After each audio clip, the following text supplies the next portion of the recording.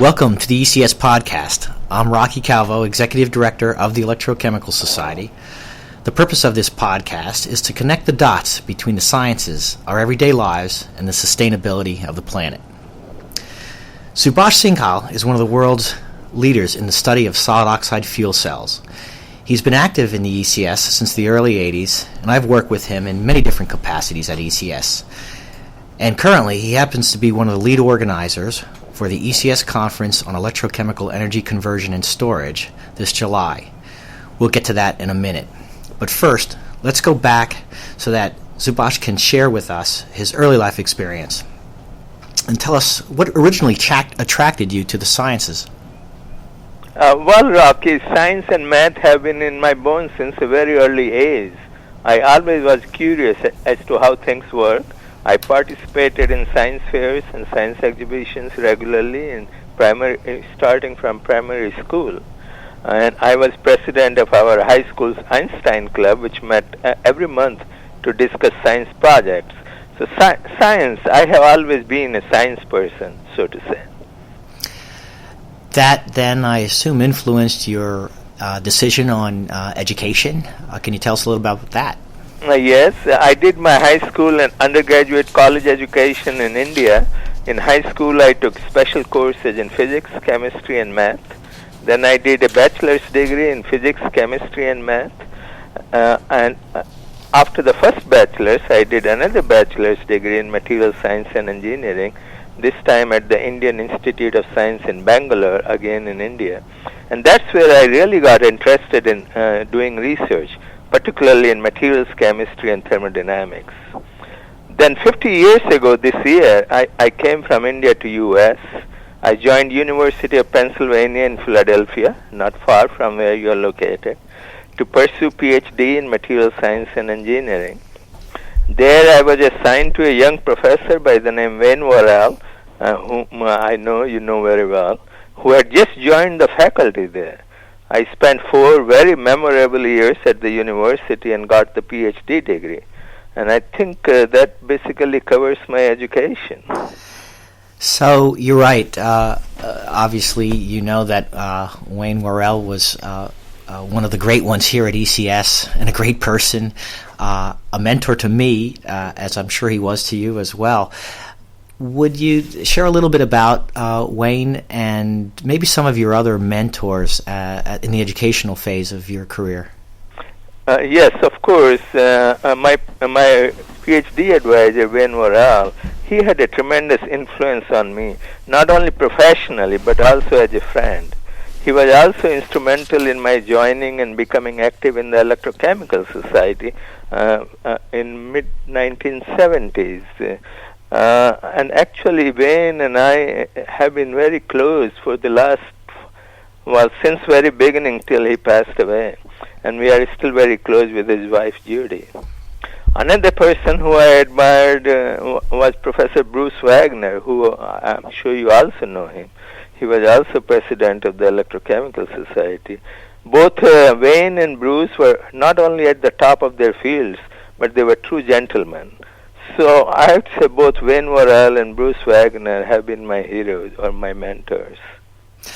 They were certainly two of the best, not just because of their scientific achievement and brilliance, but because they took the time to mentor you and me as well. They were the leadership when I came to the organization, and you're right, very fond of both Wayne and Bruce Wagner. Did your research interests overlap with Bruce from the standpoint that you actually collaborate with him? He was at Arizona State University at the time. Well, when I was a student, he was at Northwestern University in Evanston, Illinois. And what I did at the University of Pennsylvania and what he was doing were very closely related. So he and I visited each other, and he happened to be quite a close friend of Wayne Worrell. So he came and visited us at the University of Pennsylvania several times when I was doing research there. Do you recall, one thing I remember distinctly about Bruce Wagner when he was working his way through the offices is that he was in very high demand for speaking engagements and whatnot. Whatever his group was working on, was of significant interest, particularly in Asia. Do you recall what might have been going on in his lab at the time? Yes, he was very interested in doing very fundamental research on defect chemistry, as defect chemistry related to electrochemistry. And that's why he was so much in demand. Late 1950s, early 1960s, there was tremendous research going on in the area of defect chemistry related to electrochemistry. And Bruce was at the top of the field. And I remember him, both he and his wife going to even countries like India and giving lectures there. So clearly Bruce, and he enjoyed giving lectures in different parts of the world. Yes, and people he was such an engaging person, so people were very fond of him. His visits were, I'm sure, always an enjoyable experience. I actually saw him in action a number of times while he was an officer and visiting our sections, and how well those meetings, and how well he was always received. What about mentors, people from your earlier education before you came to the U.S.? Is there somebody or several people that were influences? Well, the one name that comes to mind was one of my teachers at Indian Institute of Science by the name Professor Abraham. He was educated at Imperial College London with another authority in materials chemistry, Dennis Richardson. And I did my undergraduate research under him at the Indian Institute of Science. And he was really instrumental in teaching me materials chemistry and thermodynamics. And that's how I ended up at the University of Pennsylvania at his recommendation. So from University of Pennsylvania, you move into a research position with, what was your first position? Well, I joined the R&D Center of Westinghouse Electric Corporation in Pittsburgh, Pennsylvania. That was my first real job. And I stayed at Westinghouse for almost 30 years. For the first 5 or 6 years, I worked in the field of high-temperature materials. And I got slowly involved with solid oxide fuel cell research there, because my PhD at University of Pennsylvania was on solid oxide electrolytes, which are used in fuel cell. So it was natural that I'll get involved with the solid oxide fuel cell research. Then in mid-1980s, I was named manager of fuel cell technology there. And in that capacity, I built a world-renowned research group of about 120 people to take solid oxide fuel cells from a few watt curiosity to fully commercial 100 and 200 kilowatt size power systems. So that was my first job, and also a very long job for almost 30 years. And what was that time frame again that you built such a large group with this focus on the solid oxide fuel cell development? Well, I started that in mid-1980s, in 1984 to be exact, and within about 3 to 4 years, I built up this group of 120 people. And this is at a time when there were no students trained in solid oxide fuel cells or even fuel cells. There were no academic courses being taught in fuel cells. So I had to hire people from chemistry, from materials, from chemical engineering, and basically teach them the solid oxide fuel cells. And they became very productive in that. So let's talk a little bit more about the solid oxide fuel cells. There's an interesting story because it starts, at least in terms of their utilization, in the 1960s and with NASA. And so in your leadership, certainly in ECS, you've been singularly, I think, the most significant leader in this technical area for ECS. So you've been in the center of the development. Can you tell us a little about how it's gotten to the point that we're at today, and where do you think we're going from here? Yes, and the fuel cells were used by NASA in early 1960s. Those fuel cells were not solid oxide fuel cells. They were alkaline fuel cells for the space program. And they used quite a bit of precious metals for the electrodes because the cost was not a big issue for NASA. Much of the research in the last 3 decades has been on increasing efficiency, reducing costs through better and cheaper materials, cheaper fabrication methods, and also on building practical power systems. Solid oxide fuel cells are very fuel flexible in contrast to other kind of fuel cells like alkaline fuel cells or proton exchange membrane fuel cells. Solid oxide fuel cells can use a variety of fuels, natural gas, coal gas, and even liquid fuels like diesel and gasoline. So solid oxide fuel cells are really, really flexible. They have very high efficiency because they operate at high temperatures, as high as 900 to 1000 degrees centigrade.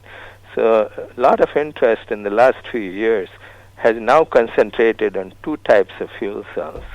The low temperature fuel cells, the so-called proton exchange membrane or PEM fuel cells, and the high temperature solid oxide fuel cells. And maybe a little bit more about the application. So the development has led us to where? Where do you see this all going? Well, the solid oxide fuel cells are really intended for distributed power generation. They are being used now, particularly in mission critical areas like data centers. Companies like Apple, Adobe, Google, AT&T, telecom centers, they are using solid oxide fuel cells for their data centers, and not as backup power, but as the main primary power, where the grid becomes the backup and the fuel cells are the primary source of electricity.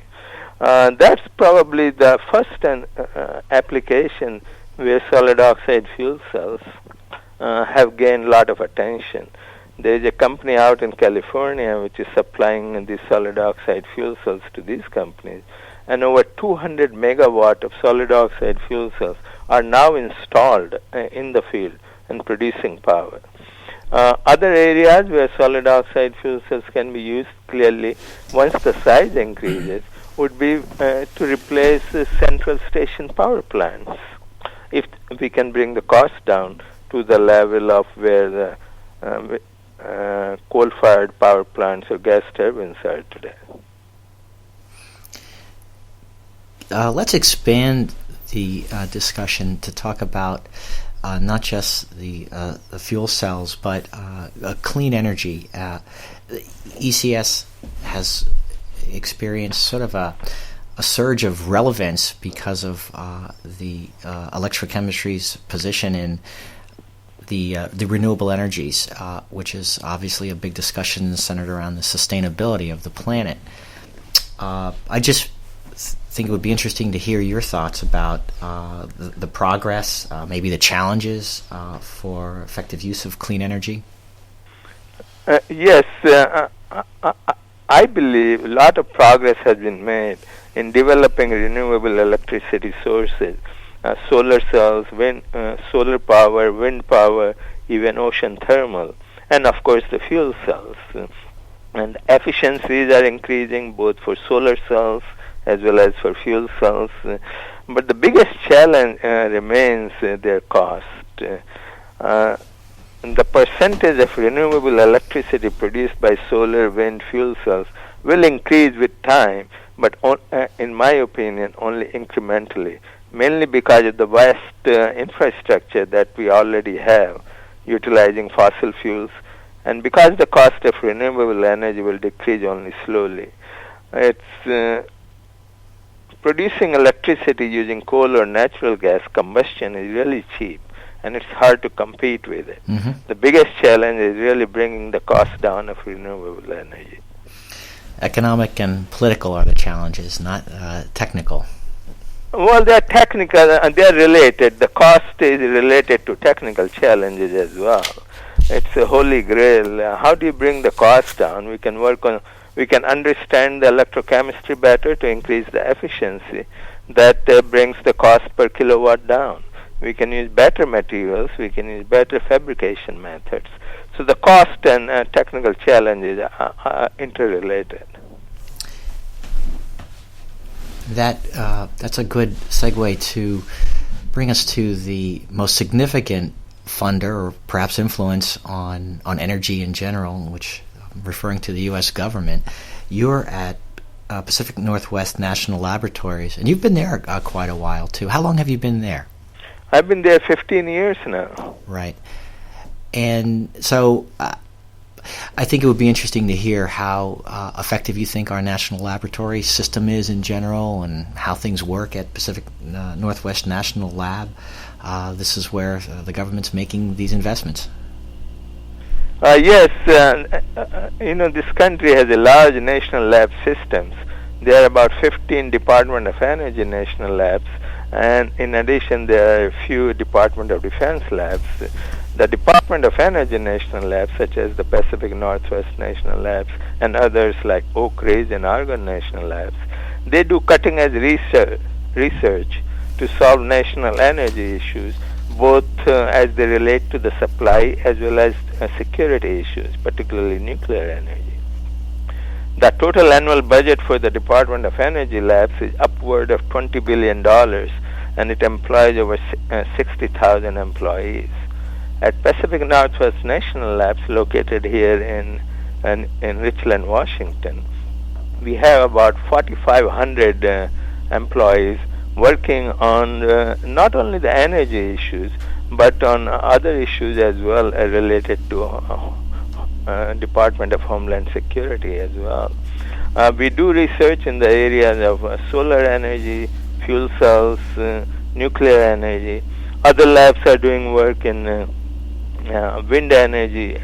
The National Renewable Energy Lab is really the leader. And I understand you had an interview with John Turner some time ago. Mm-hmm. National Renewable Energy Lab is really the leader in the area for solar energy. So national labs are really devoted to doing cutting-edge research to solve the national energy issues. Now, it's very different to work in industry and in the national labs. The culture is very different. In industry like Siemens Westinghouse, everyone is very focused and accountable for achieving their assigned tasks in developing a product for the company. There we didn't do research for the sake of research. In the national labs, however, there is much more freedom to explore your own ideas, to do different types of research. And that's what makes quite exciting to work in the national lab. And what's your current role or responsibility there?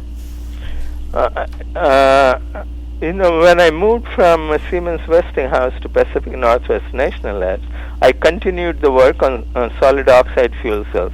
I basically continued what I was doing at Siemens Westinghouse. In addition, I helped to manage, and I still help manage, the National Solid Oxide Fuel Cell Program, the so-called Solid State Energy Conversion Alliance Program for the Department of Energy. This is a program which is a collaboration among universities, industry, and national labs to bring the cost of the fuel cells down to make them commercially viable. And I think you made some very interesting comments about the culture, the difference between corporate research and research at the national laboratories. In addition to John Turner, we also interviewed in our second podcast the author of a book about Bell Laboratories, a fellow by the name of John Gertner. That's right. I have read that book, by the way. And most of the interview was about why they were so successful, and you just touched on a few of the reasons. The lack of pressure associated with getting a technology to profitable application was not part of their culture. In fact, they had very long time frames, and one of their fundamental premises Bell Labs was unique in that sense. Not every industrial lab is that way. No, actually, but that was the point. You're exactly right. And as we wrapped up that and that interview and that podcast, and I'm sure you found in the book, that's where the story goes. It goes to the end of Bell Laboratories, but it goes to the end of corporate research of that nature, which doesn't exist anymore. And maybe the point is that I'm sort of driving towards is that it's a good thing that the governments are investing in these national labs to create a research environment, the kind of which you described, because it doesn't seem to be there at all in the corporate world anymore. Yeah, our former Secretary of Energy, Stephen Chu, himself a very good scientist, he was also from Bell Labs, and he tried to inculcate that sense of independence, that sense of adventure in research with the Department of Energy programs at the national labs. How well did that work? Well, the national labs are really quite different. Still, they are not focused. There's a lot more freedom. So scientists tend to do research which excites them independently rather than as a whole for the good of the country. That sense of what was true at Bell Labs really doesn't exist today. That's right. I mean, that's exactly how the author put it in his book and in his podcast to us. But there's still scrutiny, evaluation. How does it work at a national laboratories? How do you get the funding? How do you win the funding, and how do you get evaluated? Well, getting funding is the same whether you are in university or in national labs. You write proposals to the Department of Energy. You compete against other people. You compete at the other national labs to get the funding. So it's true just like for any professor at a university. You have to fight for funding. But one good thing is there are some very major programs, very large programs, which are funded, for example, for 10 or 15 years. For example, our solid oxide fuel cell program. When we started the solid oxide fuel cell program in year 2001, the Solid State Energy Conversion Alliance program, it was funded for 10 years to the tune of $140 million. So then we had some freedom. We could plan long range how to make solid oxide fuel cell commercially viable.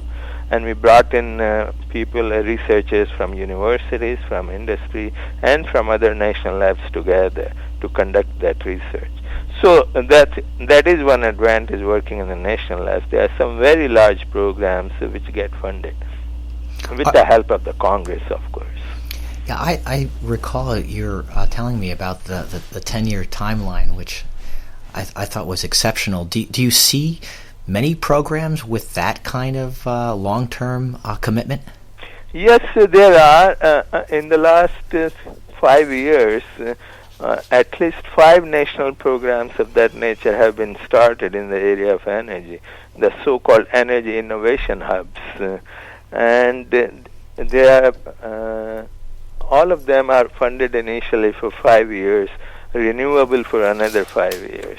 So there are some major programs going on in the country. And I'm certain your leadership in this technical area for many years before you got to Pacific Northwest National Labs had a lot of influence on that. So I'd like to maybe move this in that direction for a moment to talk about, I guess starting with the society, some of the things that you've done that have led you to this leadership position. Would you talk about your experience in the society, the things you've done, maybe the people that have influenced you within the society? Well, it's even hard to remember what all I have done in the last almost 40 years now since I have been a member of the Electrochemical Society. I have been in several positions, administrative kind of positions, as you know. I have looked at the long-range planning for the society. I have served on just about every committee of the society, including being chair of the High Temperature Materials Division. And really most of my influence, which I am proud of, is through the High Temperature Materials Division. I have mentored many young people to take over the leadership positions in the High Temperature Materials Division, and I continue to do so. I'm very proud of the work, and I'm very happy that I have been involved with the solid oxide fuel cells. I did my first symposium on solid oxide fuel cells in 1989 If you recall, we had a meeting in Hollywood, Florida in 1989. That was our first symposium, and we had 31 papers. Coming in Glasgow, we will have 450 papers. So this symposium has grown manifold. It's held every 2 years, and it has been instrumental in bringing together SOFC community. It has been a big part, an exciting part of my life. All the participants are like my personal friends. So ECS has been a big part of my life. I consider it as part of my family.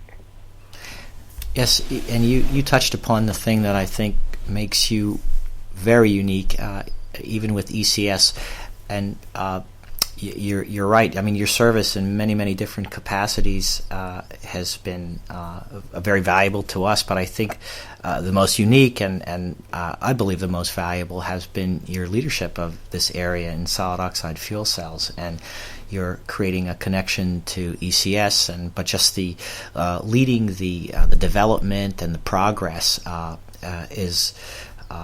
Since 1989, see that's a little fact I didn't have in front of me, and so and you're still in that position, having a significant influence, and that has been a very special feature of your contribution, not just to the science but to ECS as an organization. And since you touched upon it, I have to talk a little bit about Glasgow. The meeting is this July, and as already mentioned, in Glasgow, Scotland. For ECS, the conference itself is historical in its significance in a way, is because the conference is essentially our first satellite conference in Europe. While we've done other meetings, they've all been part of our biannual rotation, which is our spring and our fall meeting. But this one is a very specialized area. That includes the organization and the major symposium on solid oxide fuel cells. And so it's a very significant meeting in terms of its size. I guess we have 750 papers. Maybe I should let you talk a little bit about what you expect in terms of what's going to happen in Glasgow. Oh, well, I think you have touched very well on the Glasgow meeting. It's the first meeting which is bringing together both the high temperature and low temperature fuel cells together, as well as the batteries. These are the three major areas going on in the area of renewable energy today. It has generated a lot of enthusiasm. Over 750 abstracts have been submitted in these three areas. Solid oxide fuel cells itself has 450 papers. So we are very excited. UK has over 50 papers in solid oxide fuel cells itself.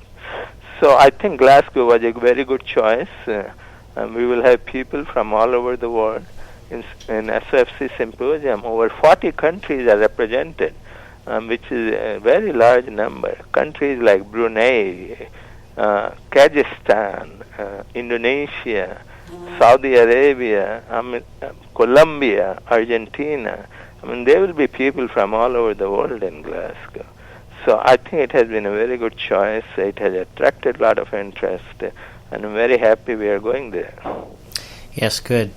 Well, we're excited about it too.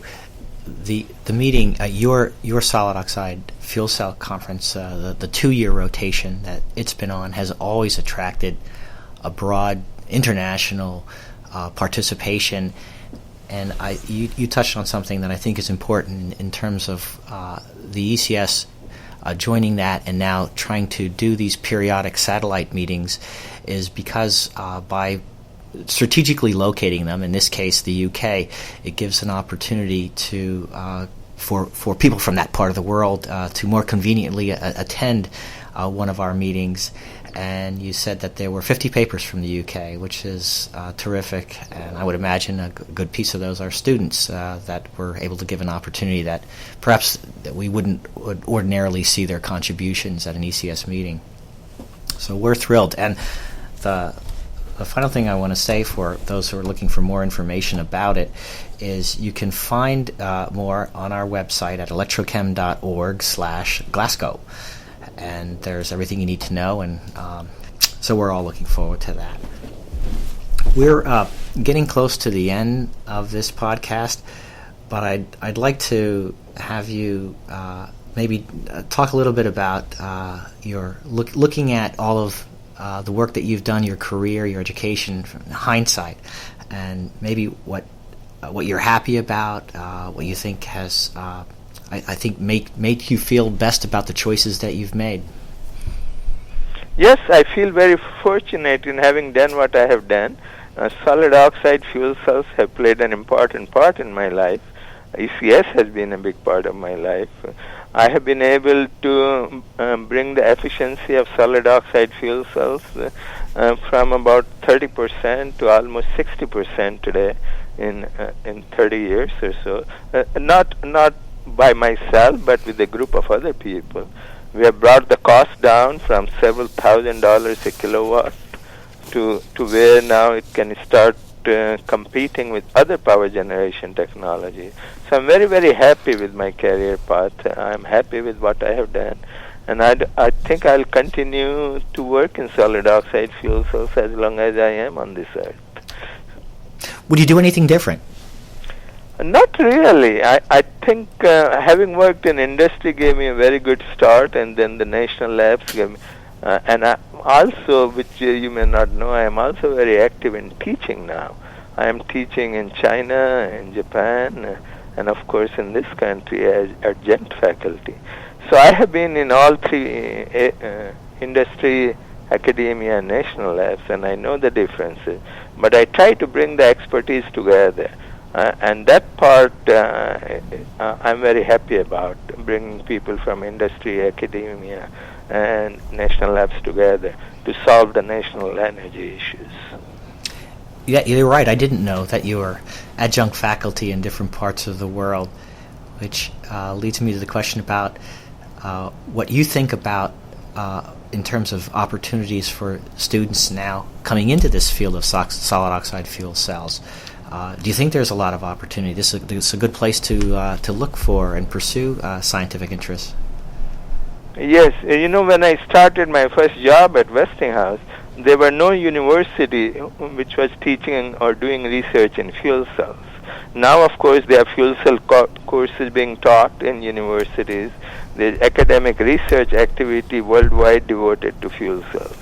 And the field of fuel cells is very interdisciplinary. It involves chemistry, particularly electrochemistry, physics, and several branches of engineering: materials, mechanical, electrical, chemical, and even systems engineering. So students in different disciplines can get involved and do research related to fuel cells. It's an exciting area. There's a lot of room for invention and innovation. And once they graduate in any of these fields related to fuel cells, they can go and do further research in either academia, national labs, or go in industry, try to commercialize fuel cells. So yes, I think it's a very good research field for students to get involved in today. Yes, and you mentioned, and this has come out in all of our interviews, the crossover, the interdisciplinary nature of fuel cells, but electrochemistry in general, which I think gives ECS certainly a marvelous opportunity to represent many scientific interests with a focus on certain of our technical interest areas and the scope of what we do. Yeah, Electrochemical Society is really heavily involved in the field of energy, and energy itself is a very interdisciplinary field. I think that's exactly the same quote we got from John Turner. Well, we're just about ready to finish up, but I would like to ask you if you have any final comments, thoughts about your career, about the field, anything at all.